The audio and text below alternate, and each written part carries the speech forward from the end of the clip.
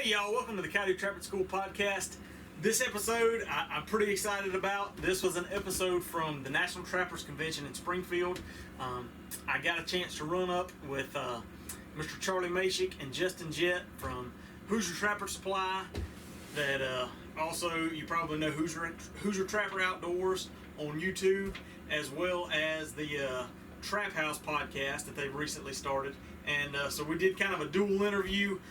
We went out and kind of asked some questions back and forth. So if you listen to this and the Trap House podcast, it's going to be a duplicate because we kind of asked each other questions, and so we're both using it together. But I was really excited to get to sit down with those two and talk trapping and just a lot of knowledge and just a really interesting perspective that I really appreciate. So I really appreciate Mr. Charlie and Justin taking the time to sit down with me, and y'all go check them out on YouTube with their Hoosier Trapper Outdoors. I believe actually their episodes from this past trapping season are airing right now, and they always do some traveling. They trap there in Indiana, I guess is the Hoosier state, and then they've gone to New Mexico, Arkansas, Mississippi. I'm not sure where all. I think they went to New Mexico this past year.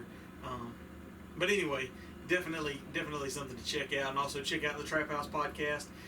If you haven't already, they've got some of the real deal names in trapping that they interview on there. So that's definitely a good show. So y'all tune in, and we'll catch you next time. Thanks for listening. All right, we're rolling. We have a dual podcast going on. First time ever. Yep, we're breaking new ground here, and I don't know. Hopefully it works out. We're trying something new.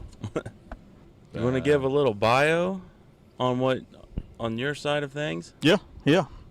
That works for me. So I'm Chris Pope. I got a Coyote Trapping School YouTube, podcast, Instagram, all that. And that's what I've been doing it for 6 years now with the YouTube channel, and just my main goal was to, and still is, to just put out educational content, help people. My story is, I've always, ever since I started trapping, run into people that say, man, I've always been interested in that. I've always wanted to learn how to do that, but unless you got somebody that'll show you, and that's how I learned, is people showed me, and it's so tough. So I got to thinking with the how easy it is to put stuff out and for people to view stuff. That'd be a good way to kind of try to introduce people. So I started out putting beaver trapping videos and progressed to coyote trapping and do educational content, and then follow along on my trap line as I run my trap line day to day. No holds barred. I show the good, the bad, and everything, and that's it in a nutshell. Just trying to help promote trapping and get more people that are interested. I guess give them less excuses not to trap. So. Right. So how did you get started trapping initially then? So I grew up hunting and fishing, and my uncle, he had a year's worth of old fur fishing game magazines from even before I was born. And something about the Alaska Trapper, just reading through those magazines, Alaska Trap Line and Wilderness Trap Line and all, man, that stuff intrigued me. And I was just pouring through those fur fishing game magazines. And he had trapped a little bit, and so I would talk with him about trapping, and I was always looking for something to keep me outside, any other excuse to keep me outside, and that just seemed to feed right into it. So I started going to the Georgia Trappers Association conventions and just met some super great guys that invited me to go along with them and show me what they knew, and it went from there. So it's I've been at it 40-some years. I can't get it out of my system yet. It's tough to get over it. So yeah, and I was kind of the same way. Well, I grew up and I've mentioned this before on the podcast, but watched Daniel Boone, with Fez Parker, and my dad was not a trapper, and my grandpa was just a trapper to control critters around the farm, but that was very interesting to me, and so then. But yeah, I think we just all got that mystique idea of trapping, and that's kind of what a lot of gets us started, So, yep. But deep down, there's a mountain man in all of us. Yeah, That's right. Yeah. So you trap just primarily Georgia?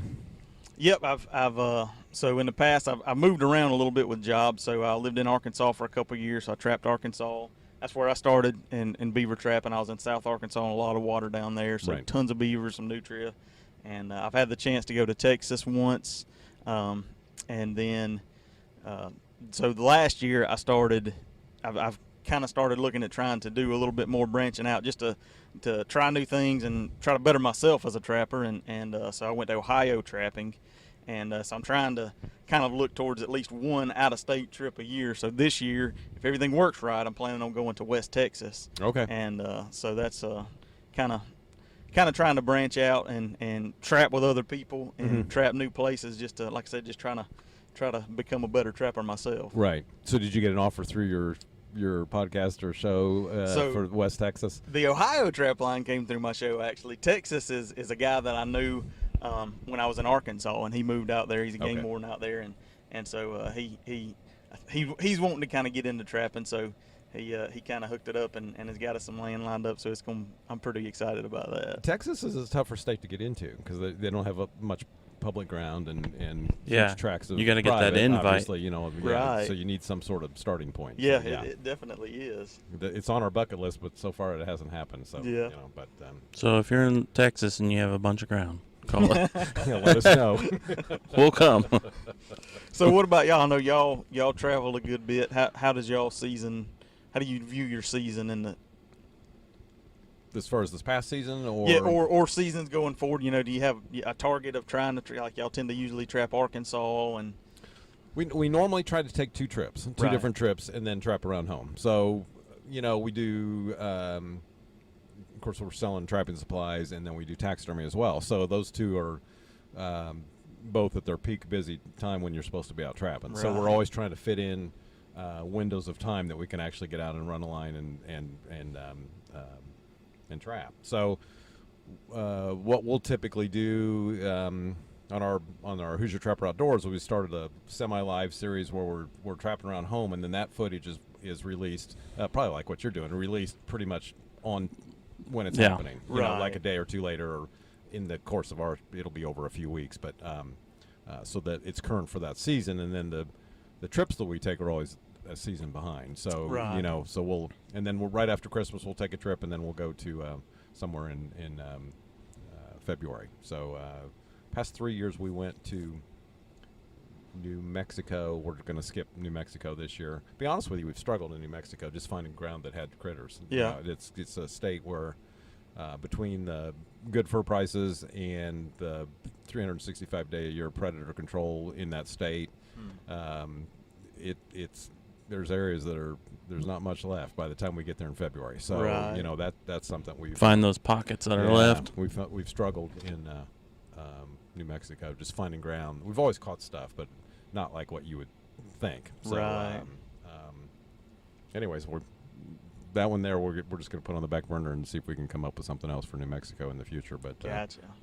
that's kind of where we're at. So, but that idea of the out-of-state trip is kind of love the challenge of new ground, coming in trying to figure it out. Right. And maybe that's just that grass is always greener on the other side of the fence. I don't, Sure. one of them things. But like the adventure of it, like the challenge of it, and new animals that you can't necessarily trap at home. Yep, definitely. Like you said, the bear was on your bucket list. We'd like to catch a bear at some point.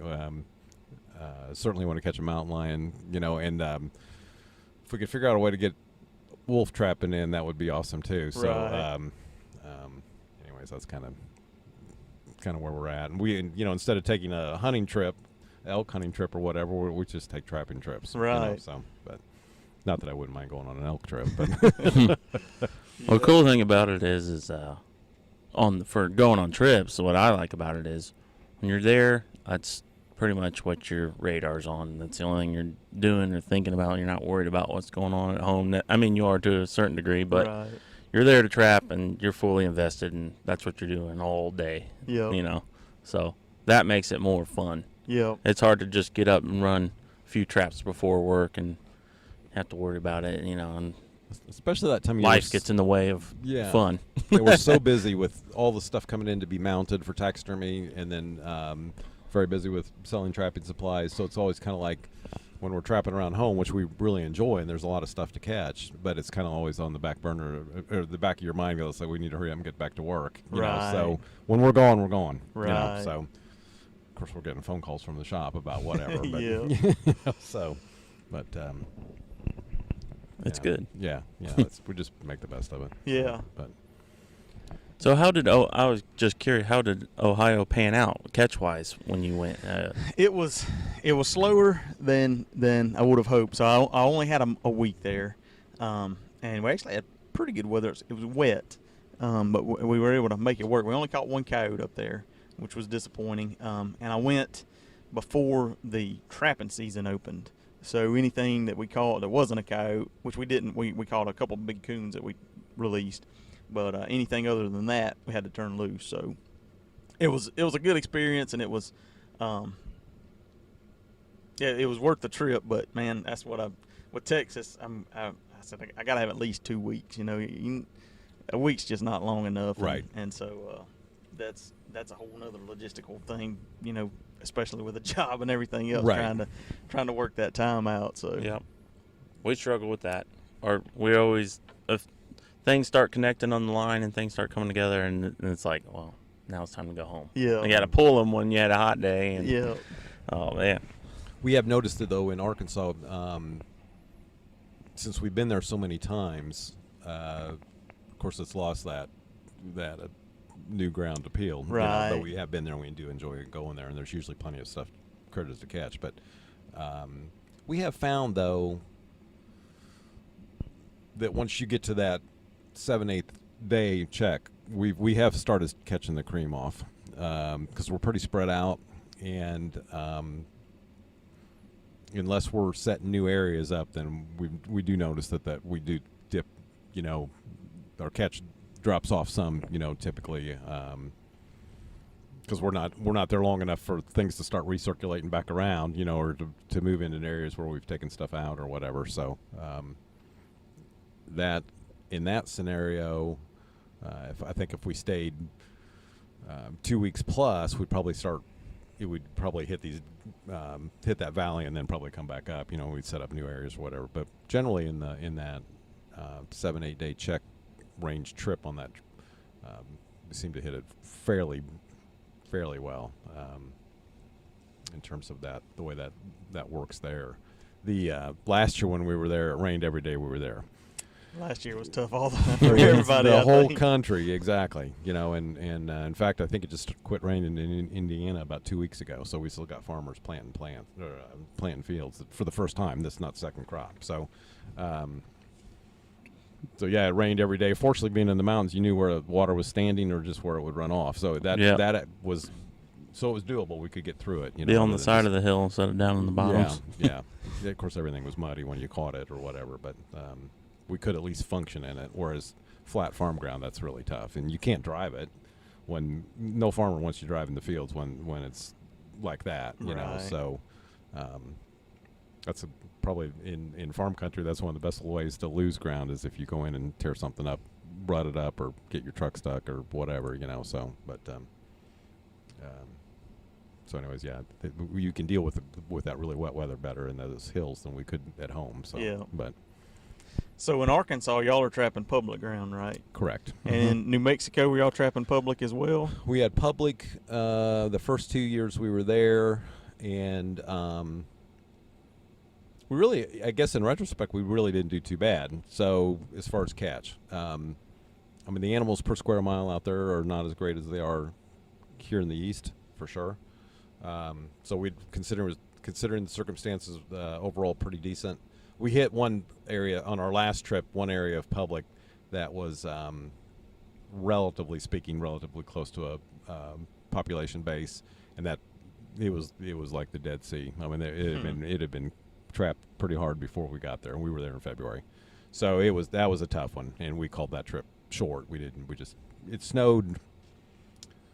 2 or 3 times on that trip, Justin? Yeah. For sure. So, and there was no sign of no tracks. No tracks. Yeah, No. I mean, you know, you got a pretty quick indication of what's up. So then last year we our friend Adrian Romero, Trapper Adrian, the artist, he had a ranch, 52,000 acre ranch, private ranch that we were able to trap on, and basically the same thing there. They had year-round predator control, and probably slightly overgrazed by cattle, so there wasn't a lot there to hold prey species in a sense. And then the oddest thing about this, I mean, it was like having your own private national park. It was beautiful, it was awesome. They definitely had the look and appeal. Yeah, I mean, it was beautiful country. And the oddest thing about that one was that we didn't see any big game. We didn't see any antelope. We didn't see any mule deer. We didn't see any elk. It was like it was just desolate. Yeah, it was, which is so odd out there not to be seeing any of that kind of stuff. When you're out there all day long, right at light to as it's getting dark, not to see any animals at all. It was just so. Obviously, that kicks out. There's no mountain lions or anything going to be in there because we had mountain lion tags. And the ranch manager was like, we want this stuff caught. It's eating all our stuff that's here. It's like, well, I don't think it's here to eat your stuff because there's nothing here for them to eat. So it was that was another eye opener. It's just clearly. Probably part of the reason that we got permission to be there was because he'd probably given others easily permission too, Mm-hmm. So, anyways, like I said, we've kind of struggled down in New Mexico. That was a tough one, And we've talked to other Western trappers, and they're all like, well, you got to definitely be on the ranches. You got to be at the right places that where they're saving animals for you to take care of. But I've talked to a lot of trappers that have gone west from the east and that have run into the exact same scenario that we have, that they get out there and between the USDA Wildlife Services, state trappers, and then local fur trappers, and then every rancher carries a rifle in his truck. There's just and they do a lot of aerial shooting coyotes. That's a big deal. So, in fact, I talked to a guy here that was from New Mexico, met him for the first time here at the convention, and he was on a ranch. He just got it all set up, and then the rancher had told him, he said, hey, we'd like you to come up. So he got the whole ranch set up. It was a big ranch. I think it's like 90,000 acres. And then the ranch next door decided that they were going to fly for coyotes, so they went ahead and came over on their ranch as well. They killed 98 coyotes in 2 days with a helicopter. So, they're clearly the control of the coyotes important, but we as trappers can do that too, particularly when they were very apologetic. He was telling me they were very apologetic to him, but they still wanted the control. So. It's that Western perspective on that predator control or is definitely different than it is here in the East for sure. So. Anyways, well, where we're from in Indiana, it's all grain crops. We don't have. The ground's worth too much to run cattle on. So, as a grain farmer, so we don't. The farmers, they want them caught, but it's not high priority, So we don't have government trappers, and we don't have state trappers. We don't have USDA trappers other than people that come in and work on hogs, So we usually got plenty of animals to catch. We're not used to going to areas where there's just wide expanses of no animals being there. So. Right. So, anyways, not to discourage anybody, we're going to go back, but at some point. But it's a whole different world for sure. So, yeah. But, anyways. So have you seen? Because y'all trapped in a couple years ago. Y'all trapped in North Dakota or South Dakota. We went up and ran snares with Mark Steck. Okay. That owns Dakota Line snares. Right. And so we were on his line. So.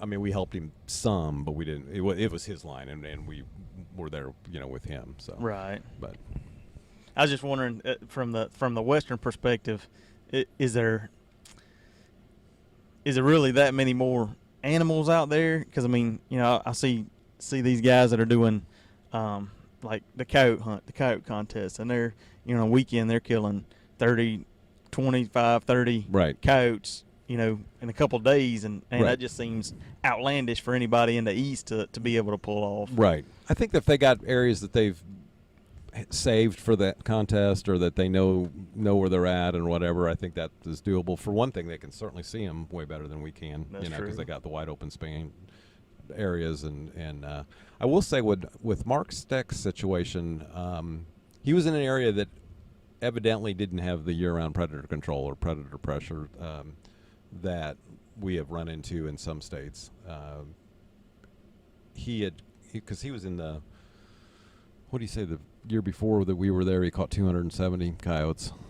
Yeah, it was up. It was up there. Yeah, he had caught a lot of coyotes. And then that year that we were there, it had fallen off some, but he was well over 100, I think, by the time we got there. So he was doing very well. Mm-hmm. Then you figure the weather, fighting blizzards. Yeah, we came in on the tail end of a blizzard and left before another blizzard came through. So that He didn't even dig his snares back out till spring. Jeez. He just couldn't get to him. there was buried. Yeah, there would be. Of course, you're gonna got flat country generally, and then you get these big ravines off the. He was very. Some of his ground actually overlooked the Missouri River, and these big ravines that would just be completely filled with snow drifts. So I mean, it was pretty 20, 30 feet drifts at least, maybe even more. So I mean, those snares were not going to be. It's a whole different. Yeah, it sounds like it. Yeah. For those of you that watched that footage that we put up from that trip, he was. I mean, we'd spent a lot of time digging his Honda Pioneer out, 4-wheel drive Honda Pioneer. Of course, when you get those stuck and it's a 4-wheel drive, then it's really stuck. Right. Using the winch, all that kind of stuff. So it was. Being from Indiana, I appreciated our milder weather. Yeah. So how does because I know y'all come down to Mississippi before. How does that southern trapping stack up to your Indiana trapping, your back home trapping? Well, I feel like I always say this, and we've never done it, but I feel like if we put the amount of time traps set, as we do in the South, and did it at home, I think we would flat burn them up. If we had that time available. If we had that time available That's to us, right. Yeah, it's hard. But it's not giant tracts of land. We'd have to go out and line up farm to farm, build a line that makes sense, loop. I think we could. We're catching a little bit better quality of an animal, I'd say. At home? Yeah, at home. By far. So that kind of makes it, pushes you to try and do that at some point, try and line something like that up. But in the South, man, there's days where we were, on fire. Yeah. And so you have that mentality. We did Arkansas for I don't even know how many years in a row. Then you go out to New Mexico and be like, man, we're wide open. How are we going to pinpoint this? Then you find out all the other stuff that we just got done talking about the control and the guys, all the damage, the work they're putting on them. And it's like kind of discouraging to some degree. But when you land that bobcat that's worth $500 or whatever it is, and, high dollar coyotes, you get kind of fired up about just catching a single animal. Yeah. And, then you're like, well, that's the trade-off. You're catching. When you catch something, it's worth something, and kind of a nice bonus. Yeah. Sure. Other times down in the South, there's a lot of times where it's just like, man, it's not worth skinning, and just straight up. But it's still fun either way. Just a different challenge, different way to look at it. But here's an interesting observation from being in Mississippi, which the animal we were there in February, right? Mm-hmm. So early February, and there's not much fur on those critters as compared to the north. Right. But they were fully prime. I mean, like the gray foxes, the leather was fully white. Raccoons, fully white. It's just, so they prime just like ours do, but they just don't develop the degree of heavy fur like as you go further north. So kind of interesting there. What was interesting is we had a high fence deer hunting place that wanted us to come in and do catch whatever we could there for control. Well, it was kind of the same scenario as New Mexico. Those guys had worked on that stuff in that fence, and so there wasn't much within that fence. And it was, I think it was 1,200 acres fenced with, and then they were managing it for whitetail deer, and it was a very wealthy enclosure, and it was for like oil clients and crazy.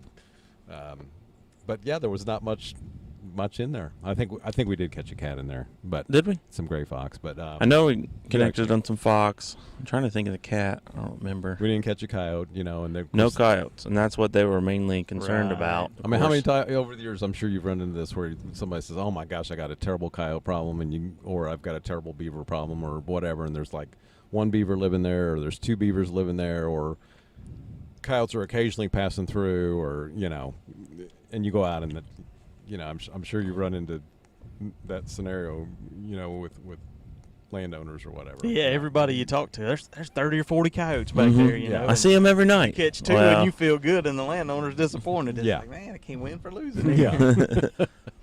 What was cool about that property though is they had like this slough that connected close to the river, and that was a section there that was low bottom where they would have kind of a swampy.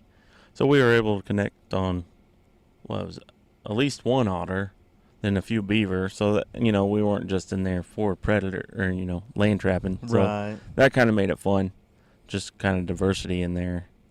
Actually, had that lake in there that the river along ran. Oh yeah. So it had crossovers, and our buddy Lee, who invited us down there, he set that up first, and I think he caught 2 or 3 otters on that. Where the otters were coming up out of the river into the lake, going back and forth. So that was pretty no-brainer. Just set up some body traps and catch them. But so that was kind of cool. But yeah, as far as predators, they'd worked on the predators pretty good.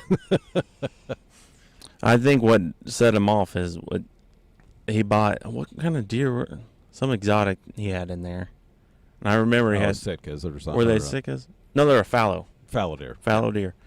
And I think I don't remember the head count, but I think he spent around $15,000 to have these things in there, and they were dead within a couple months or something like that. So, I mean, clearly he had a problem at some point, and they made sure they took care of it. And unfortunately for us, that was already done before we got in there. But it's kind of that landowner, farmer, rancher paranoia that, if you see a track of whatever, then there's obviously a problem. So I know Mark Stack, when we were up there in South Dakota, he was on it's actually on Indian reservation land, a lot of that, and then the Indians within the reservation would own big tracts of ground that he would have permission from them, because they'd have pretty good sized cattle operation or whatever. So but the one specifically that he talked about, that guy he just hated coyotes. So the only coyote that was good was a dead coyote, and so of course Mark was his best friend, because Mark was killing coyotes. So it was worked out for both of them, I guess. But so do you do a lot of beaver control then? I do some. Typically the way when I get a property, and it varies. Some of my properties are most of my properties are fairly small, 100 to 500 acres, and most of them I'm doing before and after work, so I can't run a whole lot anyway. And so when I go to a property, I try to set for everything that's there. Most of the times, if it's a smaller farm, it's got a farm pond, so a lot of times there's otters passing through. They're hit or miss as to whether there's going to be beavers, and so if I see sign there, I try to set it up that way. When I go through, I'm not just running a half dozen coyote traps. I'm checking my beaver traps. I'm checking coon traps, and trying to make it worth my while to be there. And then outside of trapping season, I also do damage stuff. Beavers I live near a couple of large lakes, and so beavers on those lakes, and different landowners contact me. So fur that you catch during first season, so are you selling live market coyotes, or are you doing you just skinning and scraping everything? Or I skin everything. When I first got started, I got started with those guys in the Trappers Association. The live market was real big then. That's what all of them did. So, and they kind of would help me out. And the biggest issue that I've always run into myself is, for one, I'm kind of in the northern part of the state, and all the pens are typically in the southern part of the state. Okay. And it's, if you don't know somebody, if you don't know a guy that knows a guy or know a guy that runs one of the pens, it's tough to get in. And they'll buy from you, but they're going to give you half what they would give somebody else. One of their regular right. guys. Then that makes those other guys mad because you're undercutting them, and so I've still got the pen that I had set up and all my cages and all, but it's too much of a hassle. And I feel like, honestly, with some of the landowners, because there's still some of that going on around me, and when I'm approaching a new landowner and I tell them when a coyote leaves here it's going to be dead. Mm-hmm. Some of them like that. I think that buys me that gets me access versus carrying them out there live, and they just think they're going to come right back. So. That makes sense. Yeah, that does make sense. That's probably a good point. Yeah. So, being in a southern state and, with the fur market the way it is, do you sell locally then, or are you shipping to North American fur auctions or fur harvesters, or? So up to this point, I've always shipped to NAFA. Okay. And I've still got some fur up there from last season at NAFA. And when I first started, there was a guy that was selling trapping supplies and buying fur in the state. He got out of it, and so there's nobody in the state that's really buying. And so I've always shipped to NAFA. But with the markets being like it's been, I got my feelings hurt the last couple of years. So I've tried to start doing some other things. So last year and this year, I just got some back, but I've sent some hides off to have tanned, but tan them hair off for the leather. Okay. And so I've started kind of making some things out of the leather and kind of figuring that out. And just trying to think of something. I've got some that I'm having tan hair on too, and I'm gonna try to make some things out of those, some pillows and some of the stuff that we've seen in here, just to try something different. Because if I can put a little bit of time into it and get better than what I'm getting out of NAFA, and not have to ship it off and on, trying to figure out something different that'll make it a little more worthwhile. Right. So are you tanning like coyotes and coons hair off then? Yep. Really? I've had I think about one of everything. I've had coyote, bobcat, otter. I just got a gray fox back. That was the first gray fox that I've had tanned hair off. Beaver. Let's see. Possum's so thin skin. I didn't have any possums, but yeah. So I've had just about all the main fur bearers. I hadn't had the heart to tan a red fox hair off yet, but you got to be the first person I've talked to that's done that. Yeah. Well, that's what I got to thinking. I've noticed kind of leather work and leather making has seemed to kind of be popular lately anyway. There's a lot of folks making things, and I just got to thinking about it. I said, I've never seen any kind of animal leather. I got to even thinking about coons and, all the big coon hunting shows and competitions and things. And I was like, man, I bet if you went to, because there's a huge coon hunting competition in Albany, Georgia.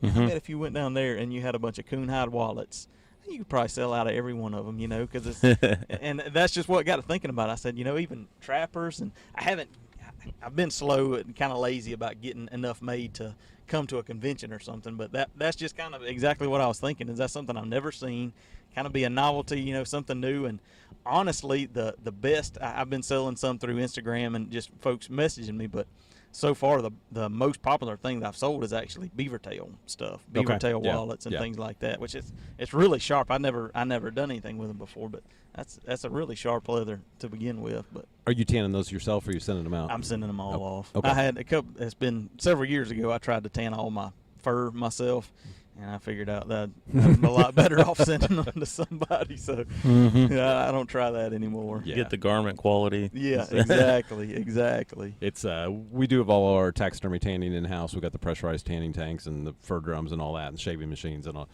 But we still just to tan skins, just for the sake of somebody wanting a flat tan skin like what we're talking about here. Right. We can't justify it. I mean, there's just no way we can justify doing that. So we send all that out too. It's just.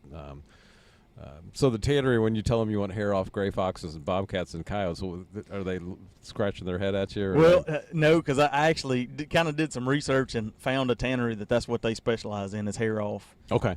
Deer and things like that. So I've sent some deer hides to them too, and that was I think they kind of got a kick out of it because I sent some snapping turtle. That was one of the things that's kind of the way I found them, was I found their website had some tan snapping turtle skin, and I thought, man, that looks sharp. Yeah. And I catch a few snapping turtles every year, so I think that may have been the first time they've tanned some gray foxes and things like that, But that's kind of what they did, and so it worked out pretty good. They offer a bunch of different colors. You can have them dyed all kinds of different colors. Right.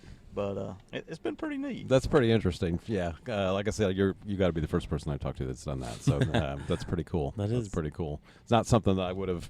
That's kind of thinking outside the box. Yeah. So. Yeah. Well, it kind of, you get a rubbed up late coon or something. It makes you kind of wonder, why not just get that hair off? I mean, the hair's already rubbed off of it. I mean, a gray fox is beautiful fur, but the leather on those things is pretty fairly heavy. Yeah. It's not. I mean, yeah, that would be it should be a good, tough piece of durable leather, I would think. Yeah, so. I think so. I think all of them. Some of them are pretty thin, so that's been something that I've kind of had to adjust to. Because if you watch any of the videos on making stuff with leather, a lot of them using veg tan cowhide, and it's real thick, and all this stuff is real thin. So I'm either having to back it with cloth or fabric, or use a piece of cowhide in there too to give it some structure. Mm-hmm. So it's been a learning curve too. Right. But right. Interesting. That's cool. You have to send me a picture or something on the snapping turtle. Yeah. Leather. I'm interested in that. Yeah, I just got one. I messed around. The first batch I sent off, they got like a dozen different colors, and I was like, man, that's cool. So I had stuff tanned of all kinds of different colors. Well, most everybody wants either black or brown. Right. So, Right. That's this last batch I sent off, and I had everything tanned just a walnut brown, and I got a snapping turtle back, and it looked really sharp. So are you just sending the skin off the snapping turtle, or is the shell attached then, or Just the skin. Okay. Yeah. Okay. So you get two pieces. You get the front piece and then the back piece with the tail. Gotcha. Okay. Which it's limited to what you could do with that tail, but I've seen a knife sheath made out of that tail with the ridges going down that look pretty sharp. So Yeah. just different, Yeah. Definitely. Interesting. So, you guys are allowed to do turtles commercially in your area and sell the skins and that kind of thing in your state? I don't know. We've got some turtle trapping seasons and regulations, but I don't know anything about selling any parts of the turtles. Okay. And even where the markets are. Mm-hmm. So I've always, actually, last trapping season, I was messing around, and of course we'll get warm spells in the 80s even during trapping season, Right. And I was out setting some beaver traps, and I saw a snapping turtle out sunning himself, and I was able to slip up and grab him. I guess the water temperature was still cool enough. Yeah. And then in the process of doing that, I saw another big turtle in a hole, and I'd get kind of sidetracked. I wanted to catch him too, so just between fishing and catching them in 330s and beaver runs and things, I always wind up with a couple, and so I'll usually clean them and just messing around like everything else. Yeah. We have seasons in Indiana, but they shut the commercial end of it down a few years ago. So obviously it varies from state to state, but you're allowed to catch them and clean them and eat them and all that. But as far as selling, You can't even. I don't even think you're supposed to be crossing the state lines with the shells or something to sell. Yeah, I don't know. Yeah, you can't sell the shell or anything. It's odd. So, well, not odd, but it's just the way they Right. they took the commercial end of it out, which affected a friend of ours pretty drastically because he used to catch a lot of turtles. He'd sell a lot of Was he turtles. doing snapping turtles, or was he doing the? All of it. All of it. Soft shells and snappers primarily. Yeah, but even before that, when you when I was a kid, I remember going in the pet store and you could buy a slider. Right. But then the salmonella outbreak, they shut that down. Right. But anything that was in that net that was a turtle, he had a way for it to sell it. Either it was a pet at the pet store or it was at the local restaurant for the meat. Right. Then of course they'd make claw back scratchers out the hands and things like that. But a lot of that went away where it just only was working meat for him. Mm-hmm. Then even that's been pretty much done. So did you have any coyotes on the NAFA sale this past? No, late all May my sale? coyotes sold. I had a couple of beavers that sold and a couple of raccoons, which I was actually pretty impressed with the prices I got off of them. Mm-hmm. I guess trying to judge, I think it's my better fur that has stayed this long. Mm-hmm. And so I actually had a couple of coons that sold for $12, which for me is fantastic. Yeah. And I had a beaver that even sold for $20. So Really? Yeah, I was really really proud of that. Yeah, that's very good. NAFA typically,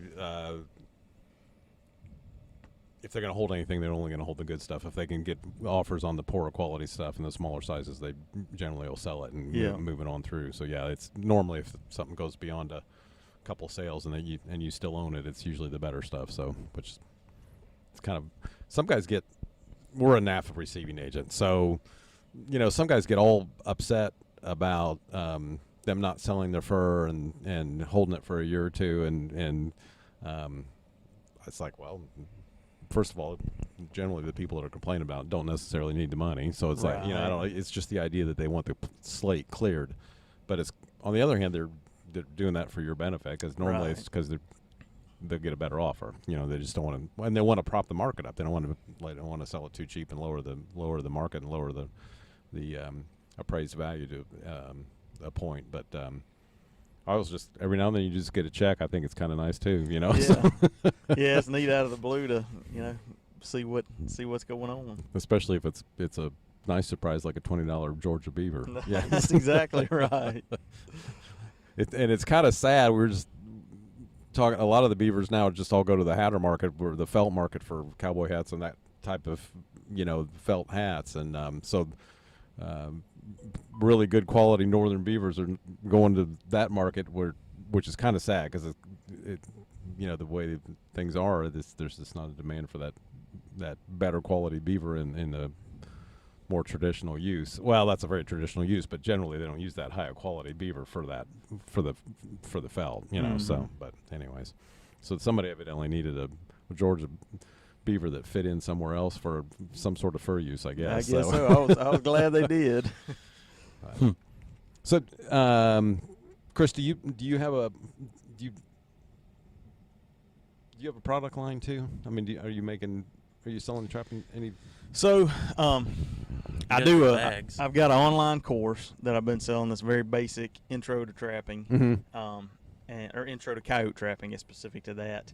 And then I've recently, so I've messed around a little bit with selling some lure packages. And I still sell some lure packages and then some supplies, but I struggled to make that work, especially with shipping. Mm-hmm. I figured out that wasn't something that I wanted to fight with. So I have come out this year with a trapping bag. I used it all last year, and it's made. I'm making it out of vinyl coated polyester, vinyl coated polyester,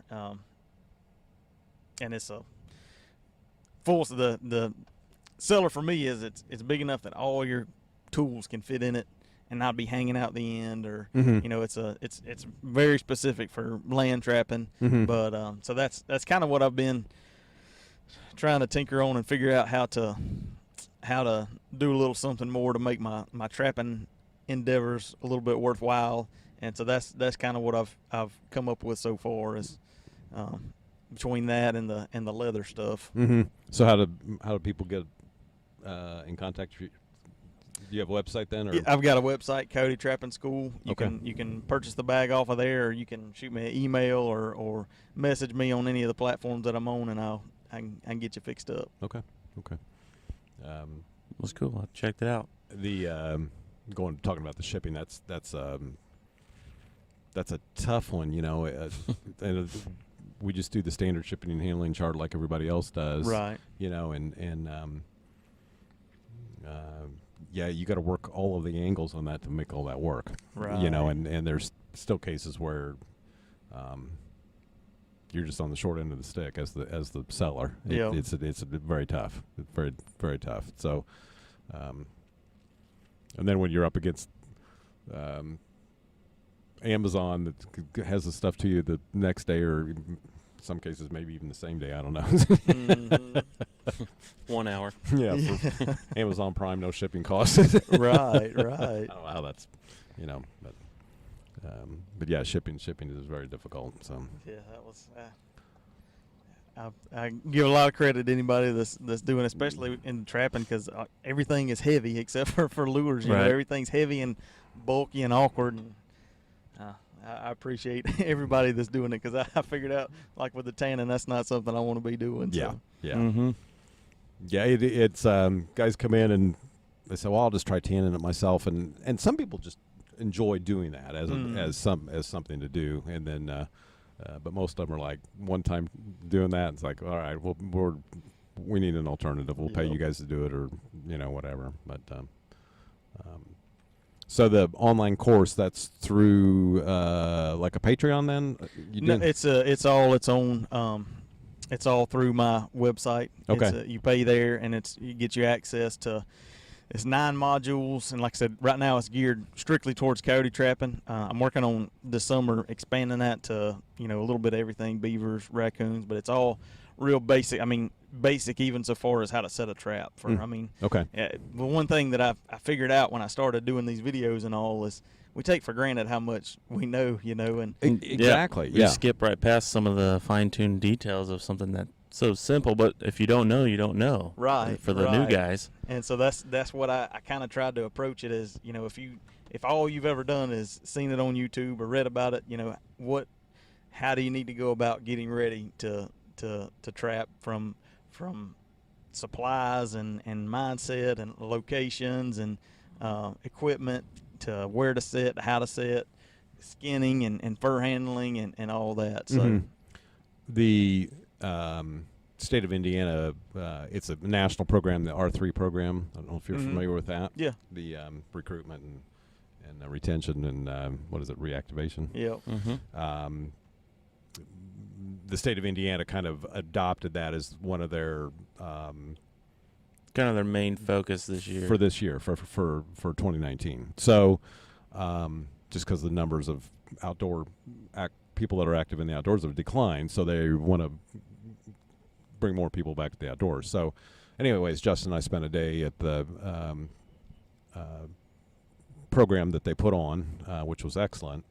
And so we got an idea that their thoughts are that we need to maintain our youth programs, but we're overlooking the older people, adults that are interested in these activities but really don't know where to start. Generally they'll make the time if they're interested to do it, and then they have the financial resources to buy the equipment to go do it as well, that they just need some level of knowledge to go do it. And so we're having in fact, it's a week from today it's at our shop. We're calling it a trapping summit, but it's geared towards people that haven't trapped, that are interested in trapping, but they're overwhelmed by the idea of it, which, like you said, there's people that literally don't know how to set a trap, but they're interested in trapping. Or people that have trapped for a couple, 3 seasons, and they're still just kind of struggling, or they still have we all have questions. We all got stuff to learn, and we've all run into issues. Even at trapping for 40 years, you still run into stuff that maybe you're scratching your head, or But anyways, these people, so we can kind of revisit those guys. They can come in and address some things that, since they have a baseline already, that they've been out in the field, and hopefully work through some of their issues too. So. And this is primarily, we're not going to turn anybody away as far as kids or whatever, but it's primarily geared towards adults. So, because I think what you're doing as far as your course, that's a great way to promote trapping and bring more people into it. And a lot of people looking from the outside in, it's pretty overwhelming. There's a lot to it, and we take for granted that. Well, we think, it's not that big a deal, but it really kind of is. Right. So, you go hunting, you can buy a gun, get a tree stand, whatever. You can go. Most people can figure out that. Yeah. To a point, but trapping's a little more involved. Yeah. So anyways, we've got this that we're coming up, and I'm kind of excited about how that goes. We've got a number. We're going to limit it to 75 people, and we're there basically, with that course, and we're going to be being the first year. This is kind of the year that we'll have to work through our plan and adjust for the following years. Right. Or whatever. But kind of excited about yeah, it. that is pretty neat. It's funny you say that, because that's one thing that the people that have actually bought my course tend to be, I'd say, 55 to 60 plus years old. Really? Yep. And they're and I open it up front, tell everybody, you can find all the information that's in my course on YouTube.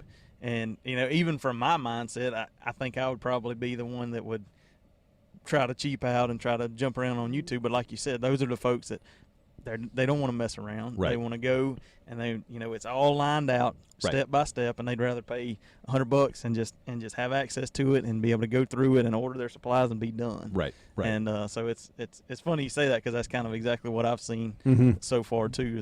A lot of the interest is from older folks that are wanting to get into it, and they got the financial resources to do it. They've got the time to do it, and they've probably been thinking about it for a long time. Yep. But Just got to jump in. That's right. Just give them a avenue to start. Yeah. But I will say, I'm trying to think. It was probably just like a week ago. I pulled up one of your videos I came across, and I'm sure the guys that take the course and stuff that can really appreciate it, and why it's probably worth it, other than just trying to find something on YouTube. Right.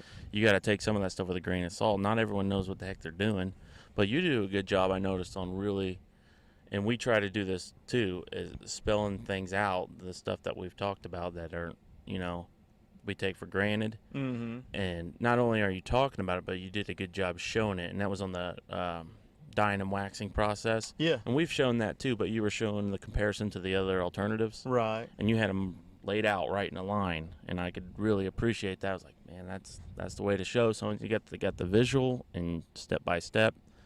I mean, it was a pretty lengthy video. Yeah.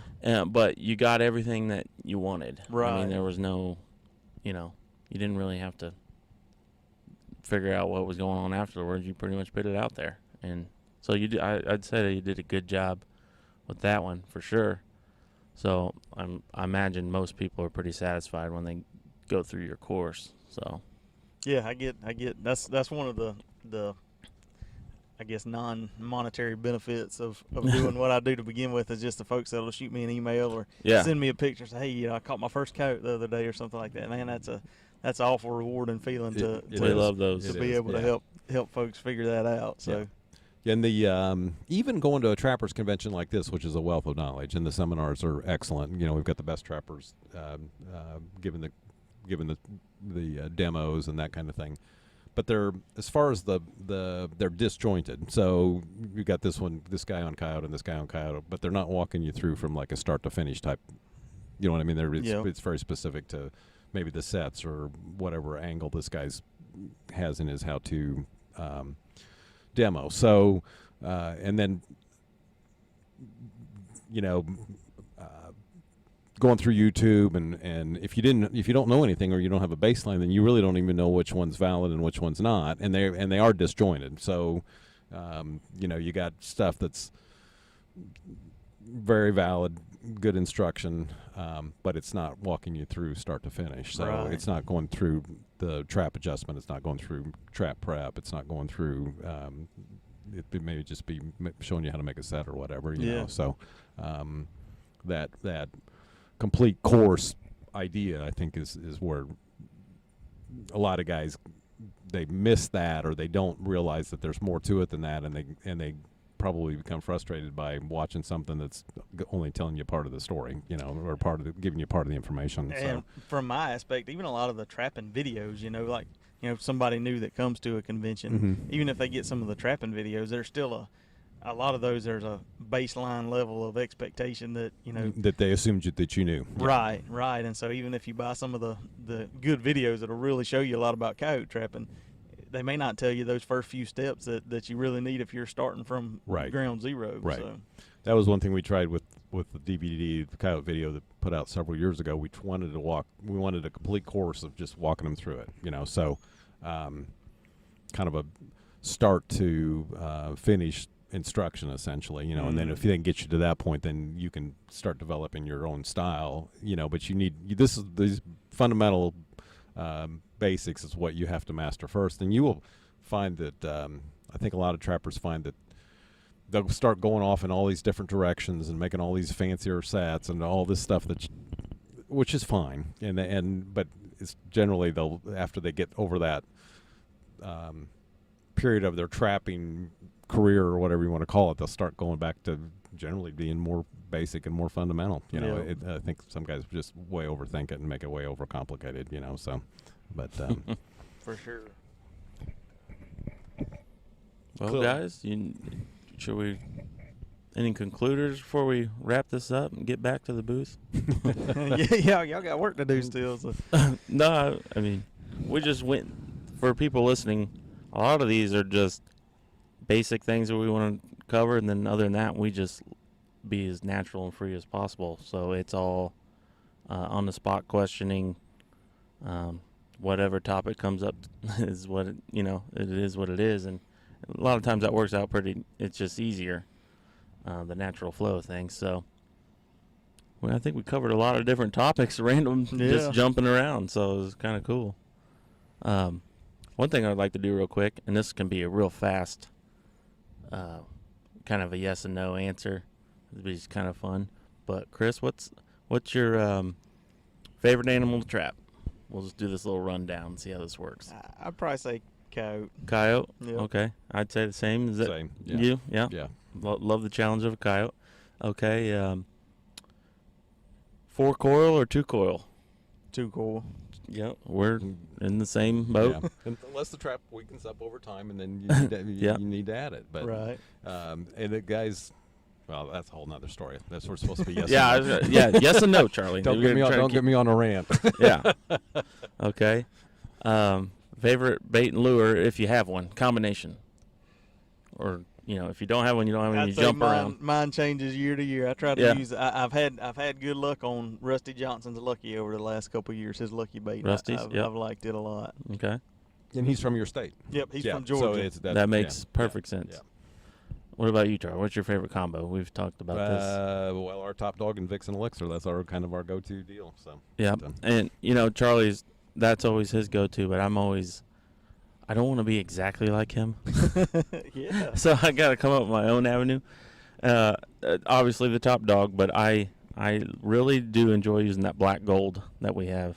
So that's probably, and it changes. It's kind of like my music taste. Sometimes it's like, man, I love when I hear some rock and roll, and then the next week I'll be like, man, I want to hear some honky-tonk music, just whatever I'm feeling. But right now I'm black gold and Top Dog. Then let's think of one more. What else? How about, since you pick all your fur up, how about wood or wire? I'm kind of a mixture. The most of what I put up is coons, and so I go modified wire. I got wire on the top and wood on the bottom to nail them out. Yeah. Okay. Cool. Charlie? Wood or wire? I'm mixed. So I still use wire for coyotes. I think it's easier, and it works just fine. And then generally I'm using better quality coon I'm putting on wood, and the coons that aren't so good, they're going on wire. So this is supposed to be a short answer one. Yeah. So. Well, a brief explanation's fine. So yeah, that's fine. But any commercial production by any type of fur buyer is always done on 100% wire. They have none of them have any time for wood stretchers. So right. And I'm in the same boat, mixed. Yeah. Just if it's good, looks like a really good animal, and I want to make it look sharp, I'll probably put it on wood. Other than that, it's just wire. Just get it done. Do a good job, put it up, get it out of there. There you go. All right.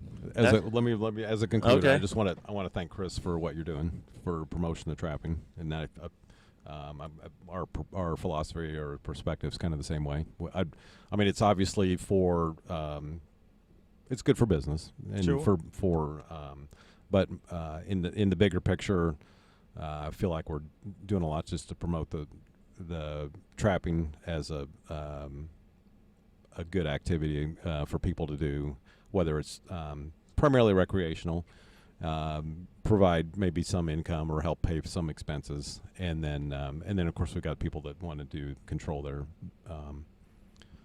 predators on their deer hunting leases or whatever. So, but anyways, I just appreciate what you're doing and appreciate you giving the information that you do, and so that, I think it's very important, that we all stick together. We're all in this together. That's exactly right. So I think that's really important. I appreciate it. It was good meeting y'all up here. So how, for folks that are listening on my end, so this is going to be a dual podcast. Right. Coyote Trapping School and the Trap House podcast.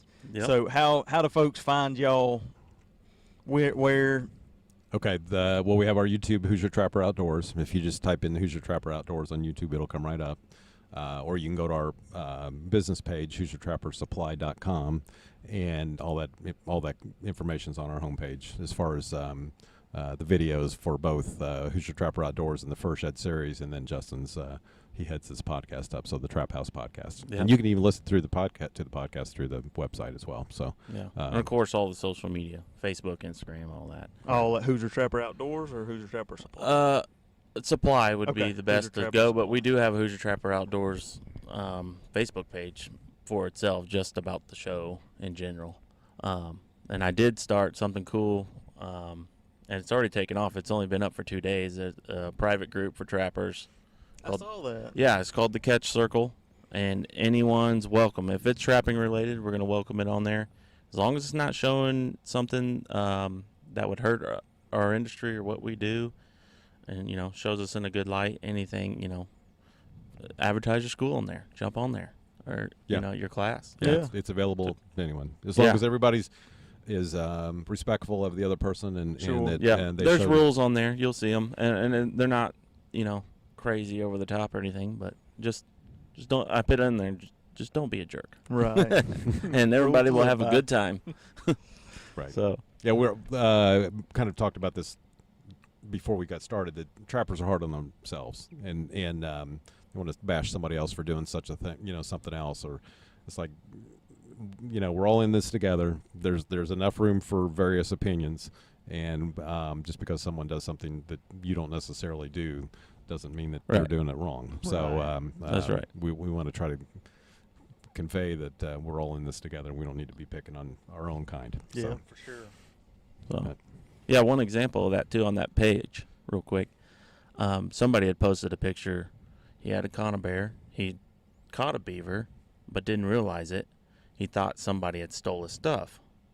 Well, he found it that spring or whenever. Later on, once the dam cleared out, there was a skull in a 330.